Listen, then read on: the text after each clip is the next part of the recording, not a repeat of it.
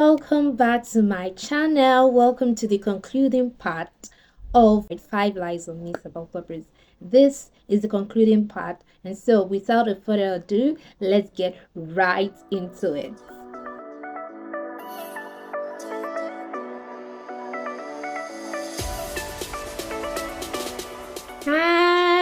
Hi, welcome to my channel.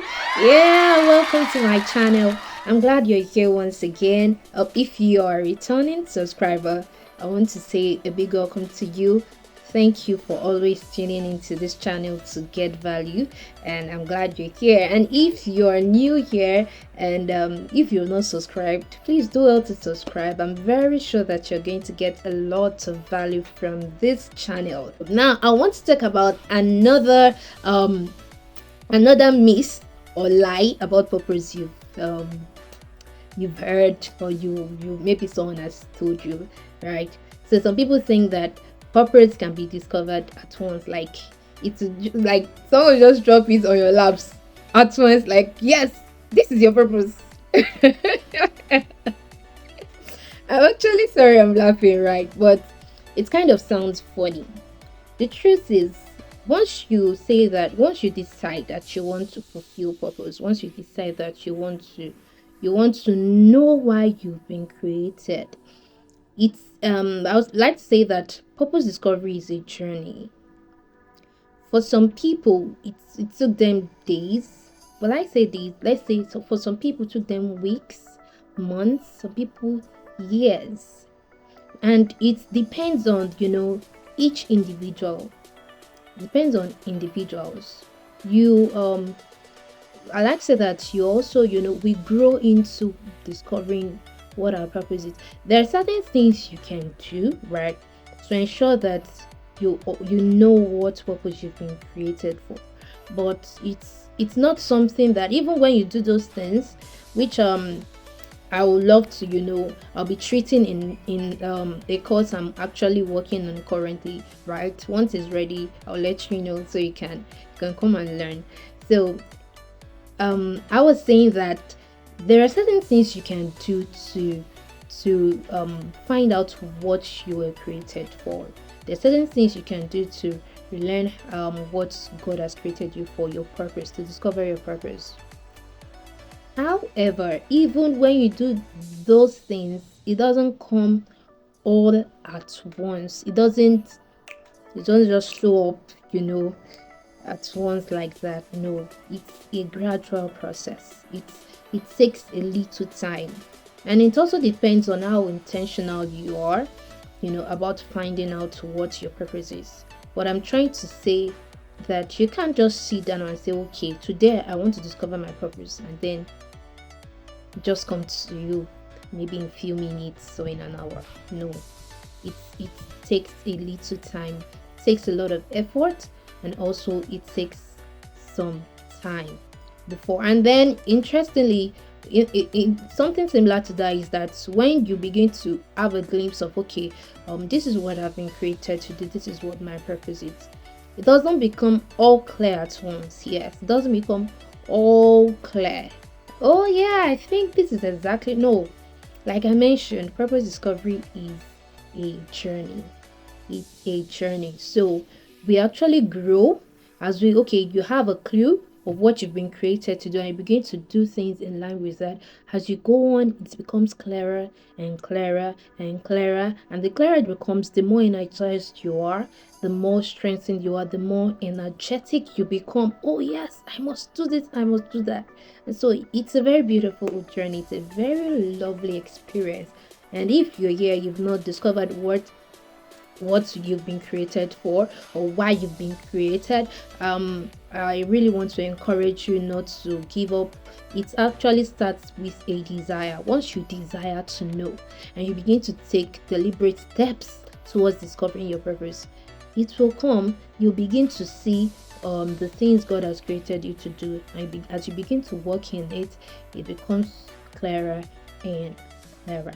It becomes clearer and clearer.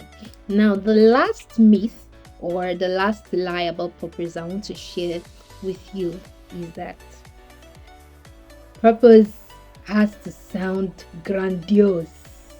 It has to sound boom. It has to, has to look like something that is out of this world. Oh, it's funny what different people, what they think about purpose. It's quite funny. It's quite funny. It doesn't have to sound big, doesn't have to sound grand, doesn't have to sound, exceptional, extraordinary. I wrote a short a short book, or like I call it, yes, a booklet, and I mentioned it before in the one of the videos I posted earlier, about the booklet I wrote called "You Are Not a Mistake." In that booklet, there is a story of a kettle, and a kettle that was envious of the teacup. Oh yeah, a beautiful teacup. They were both owned by the same person, and then the kettle was angry and sad and was like, no, I don't want to become a kettle again. I get, interestingly, the owner of the kettle loves tea a lot, so the person would take tea in the morning, afternoon, and at night.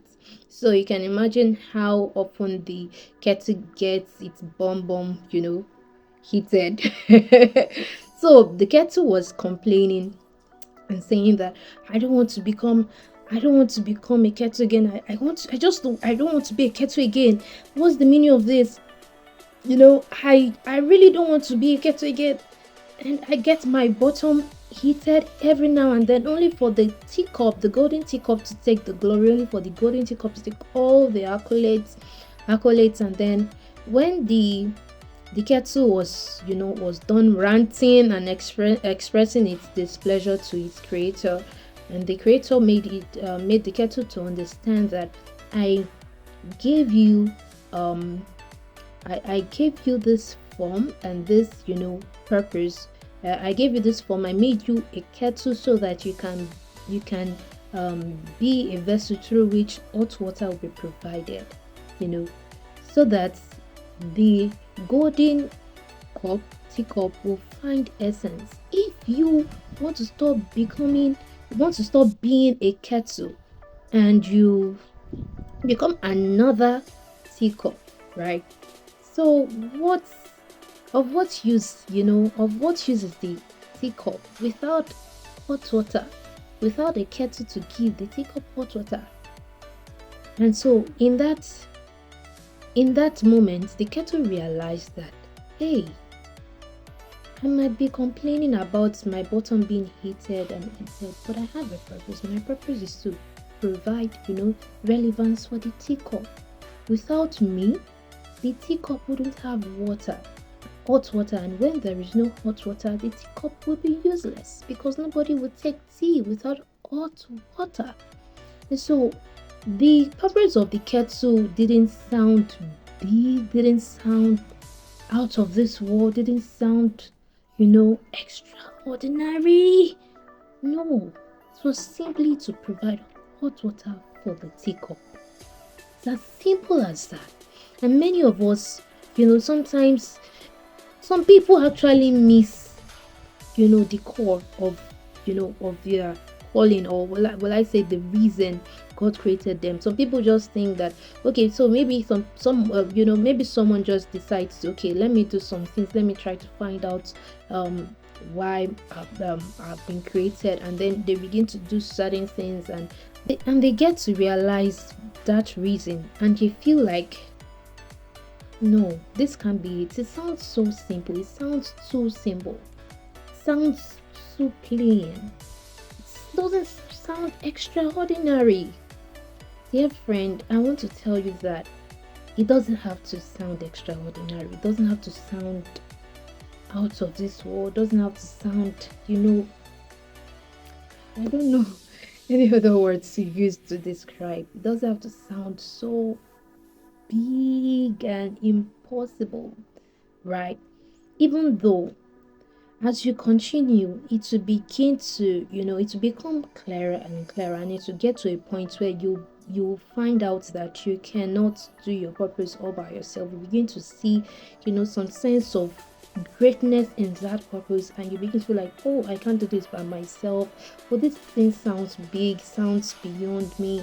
Yes, definitely you get to a point in your life, after you've discovered you on your journey of purpose discovery or your journey of purpose, and you begin to feel like, it seems this assignment I can't do it on my own, oh, this thing I can't do it on my own. Yes, you get to that point. But I'm trying to say that for some of us, it doesn't have to sound out of this world. I'd like to give another instance. Of a woman who was named Anna.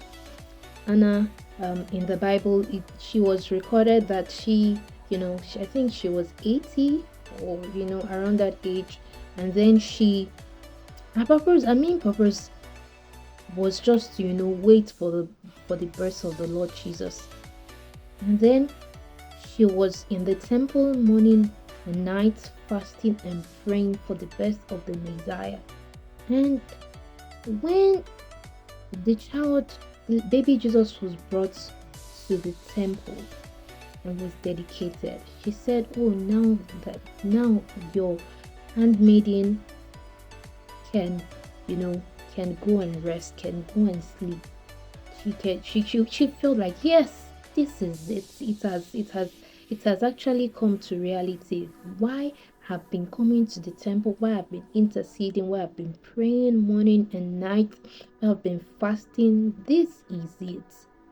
And so she was an intercessor, and she was, set on that purpose to keep praying. And also Simeon, he was also there. And so it doesn't have to sound, I'm trying to say that your purpose doesn't have to sound so extraordinary. It doesn't have to sound too extraordinary.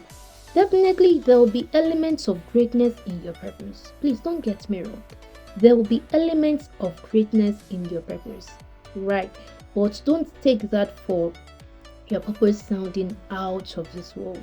Your purpose sounding so big and so impossible. No, you know that your purpose doesn't have to. You understand what I mean? So this is where we stop on this video. If you have watched this video till this point and you've not liked it, I really want you to like it so that YouTube can get more people to come and watch and learn from this video. Please like the video. Also, if you've not subscribed, this is me telling you that you should subscribe, because there is a lot of value you will get on this channel, right? So you can also copy the link, share this video with friends and family. You can share it on your social media handles if you've learned something beautiful, something good so far. So yeah, thank you for watching. Thank you for listening. I hope you really found value in this video, and I hope to see you next time. If you learned something, you can just drop it in the comment section. Let me know. If you have any questions, drop it in the comment section. Let me know.